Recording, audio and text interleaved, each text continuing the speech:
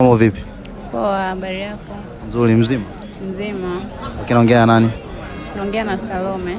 Salome, kwanza umependeza dada, na pia hongera. Asante. Salome, umetimu course gani?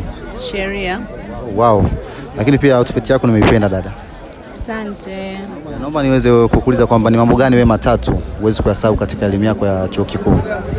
Siwezi kusahau katika elimu yangu ya chuo kikuu.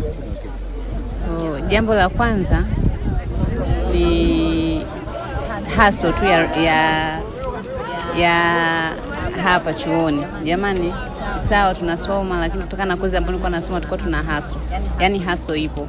Hujakaza msuri ndio mambo yanazingua hivyo, ila kwa neema ya Mungu tumeshinda. Sasa swali la mwisho, ni mambo gani unaweza kumshauri mwanafunzi anakuja kwanza katika chuo hiki cha Mtakatifu Agustino? Cha kumshauri mimi ni jitihada na mambo mengine tu yapo, na moyo pia, uvumilivu. Unajua usipokuwa na moyo uvumilivu utaishia njiani, kumuomba Mungu sana kama chuo chetu kinavyosema build the city of God. Kwa Mungu kwanza, mambo mengine yapo. Shida zipo kila sehemu utakapoenda, kwa hata ukikimbia sehemu lazima utakutana na shida. Cha msingi ni uvumilivu na moyo wa kujituma. Asante sana dada. Asante, nashukuru. Okay.